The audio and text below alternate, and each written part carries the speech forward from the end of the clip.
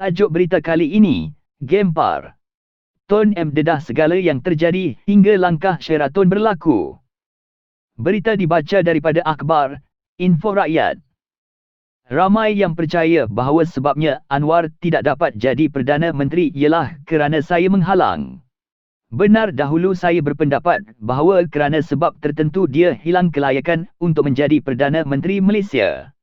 Tetapi apabila Najib menjadi kleptokrat, saya sanggup bekerjasama dengan Anwar untuk jatuhkan Najib. Saya tidak menentang cadangan Pakatan Harapan, PHIK, bahawa Anwar akan mengganti saya apabila saya letak jawatan. Tetapi belum pun sampai masanya koncoh-koncoh Anwar mendesak supaya saya letak jawatan.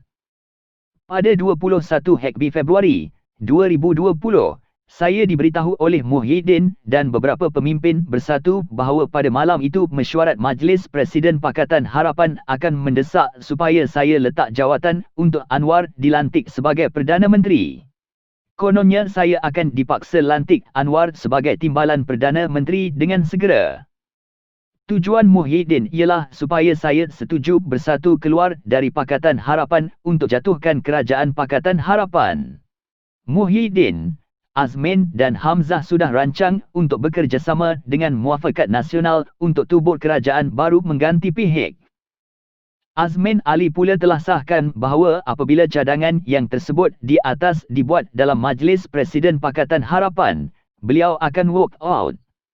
Tetapi pada malam itu mesyuarat Majlis Presiden Pakatan Harapan, setelah berbincang dengan panjang lebar, bersetuju supaya saya diberi kuasa untuk letak jawatan bila-bila masa yang saya pilih. Ini bermakna Pakatan Harapan masih sokong saya. Pakatan jahat untuk tolak saya tidak menjadi kenyataan seperti yang didakwa oleh Muhyiddin dan konco-konconya. Saya berpendapat tidak ada sebab kenapa saya perlu bersetuju untuk Bersatu keluar dari PHIK. Pada 23 Februari saya telah beritahu kepada Muhyiddin bahawa perancangannya untuk Bersatu keluar dari Pakatan Harapan perlu ditangguh kerana PHIK masih sokong saya sebagai Perdana Menteri. Apabila Majlis Pimpinan Tertinggi Bersatu bersidang selepas pertemuan saya dengan Muhyiddin dan rakan-rakannya, saya merayu supaya ditangguh cadangan Bersatu untuk keluar dari PHIK. Saya syur supaya Bersatu tunggu dan lihat akan perlakuan PHIK. Pendek cerita, majlis tolak syur saya dan setuju Bersatu keluar dari Pakatan Harapan dengan serta-merta. Ada yang tumbuk meja dan dengan lantang sokong Muhyiddin untuk keluar dari PHIK. Bagi saya ini adalah keputusan muktamad. Ia merupakan kepercayaan kepada saya sebagai pengerusi parti sudah tidak ada. Keputusan itu juga bermakna Bersatu sudah keluar dari Pakatan Harapan dan kerajaan PHIK sudah jatuh.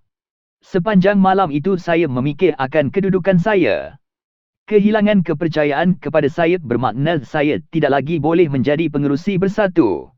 Jika saya tidak lagi pengerusi Bersatu dan PHIK tidak lagi kerajaan, saya tidak lagi jadi Perdana Menteri. Pada malam itu Muhyiddin Yassin bersama pemimpin-pemimpin UMNO dan PAS telah berada di Hotel Sheraton.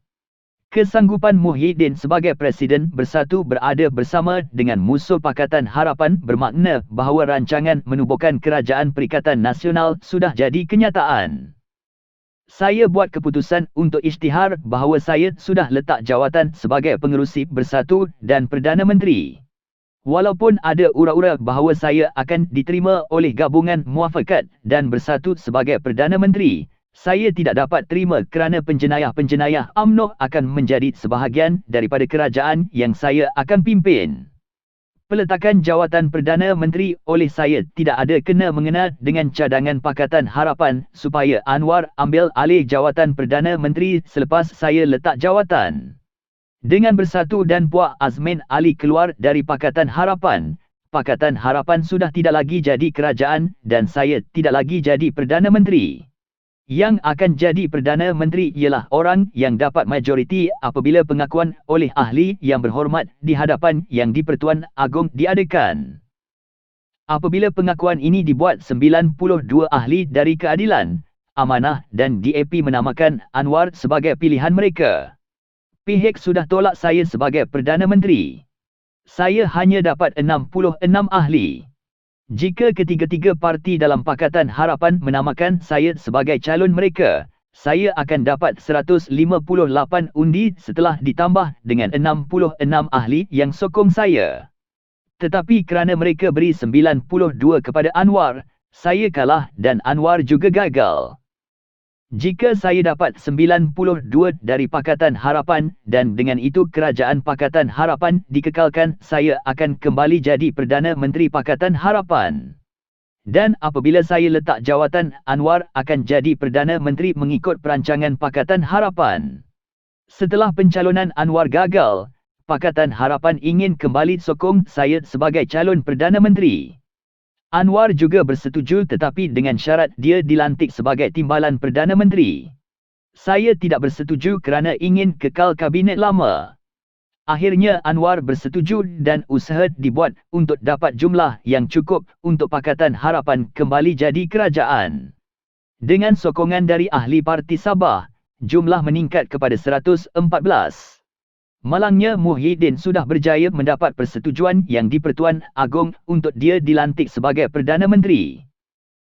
Tetapi usaha untuk tumbangkan Kerajaan Perikatan Nasional diteruskan oleh Pakatan Harapan. Pihak saya dan penyokong saya bersetuju untuk menyertai usaha ini. Tetapi Anwar tolak sama sekali penyertaan saya.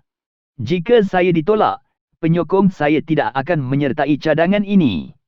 Dan kita tidak akan dapat 3 orang ahli Dewan Rakyat, Doktor, untuk mencukupi bilangan. Telah dicadangkan supaya saya akan pegang jawatan Perdana Menteri selama 6 bulan sebelum menyerah kepada Anwar. Amanah dan beberapa ahli DAP bersetuju. Tetapi Anwar tolak. Anwar tidak mahu saya terlibat sama sekali. Tetapi jika saya tidak diberi tempat, penyokong saya tidak akan sokong cadangan Pakatan Harapan. Lagipun agak sukar mencari 3 orang lagi untuk mendapat majoriti. Pengakuan saya untuk serah jawatan kepada Anwar selepas 6 bulan tidak diterima atau dipercayai oleh Anwar. Rancangan yang munasabah ialah apabila Dewan bersidang, jika Pakatan Harapan mempunyai cukup bilang, Muhyiddin boleh dikalahkan semasa belah bahagi dengan pembangkang mempunyai 114. Apa yang berlaku ialah Muhyiddin masih dapat 112 dan tidak dapat dijatuhkan semasa perbahasan berkenaan perlucutan jawatan yang di-Pertua Dewan. Ini bermakna Muhyiddin menang dan kekal sebagai PM. Anwar kalah dan tidak jadi PM. Kemudian Anwar isytihar dia sudah dapat cukup bilang dan Muhyiddin sudah tidak jadi Perdana Menteri. Saya dan kumpulan saya ditolak oleh Anwar kerana dia sudah dapat jumlah sokongan yang mencukupi. Tetapi kita semua tahu bahawa Anwar masih tidak dapat jadi Perdana Menteri. Kenyataan Anwar bahawa dia mempunyai cukup bilang didapati tidak benar. Dalam perancangan Anwar saya tidak ada tempat. Jelas setelah ketepikan saya pun Anwar tidak menang. Pada tahun 2008 pun, Anwar gagal. Apakah saya juga yang menghalang Anwar? Jangan lupa tekan button like, subscribe, dan share.